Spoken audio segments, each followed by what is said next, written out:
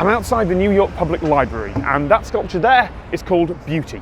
Her face might not be familiar to you, but you've probably seen her before. Audrey Munson was America's first supermodel. She was born in 1891 and was scouted as a teenager in New York.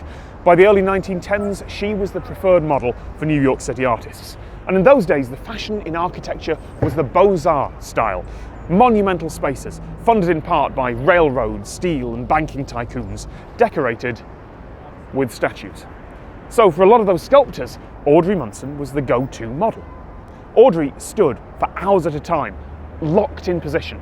Her job was to take an abstract concept and embody it to become the concept of beauty. Statues of the Beaux-Arts era help explain the building that they adorn. So here, for the New York Public Library, there are two statues. One is called Truth and one is called Beauty. They connect the building to the non-fiction, the truth, and the fiction, the beauty, within. So Audrey's face and body are all over New York and the rest of America, in monuments, on bridges, on fountains. At the 1915 World's Fair in San Francisco, somewhere between half and three-quarters of all the sculptures were modelled on her. Audrey became famous. It was the early 20th century, so it seemed natural that she'd move from modelling to the new business of cinema. She got roles in movies, although those mostly involved her playing a model.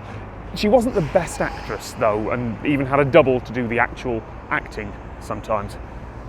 Alas, fashions changed, and after World War I, the European Beaux-Arts style wasn't popular anymore.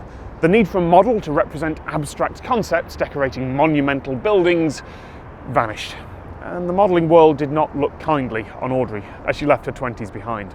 Like any modern celebrity, there were scandals and high society drama, but with fame waning, she attempted suicide and was eventually committed to a psychiatric hospital where she'd spend much of her life.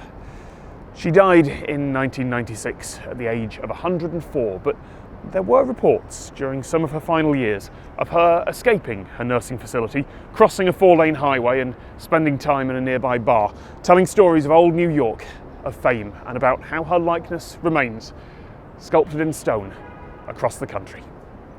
Today's video was written with James Earl, who runs a wonderful art history channel called Amor Sciendi. Go visit him for more like this.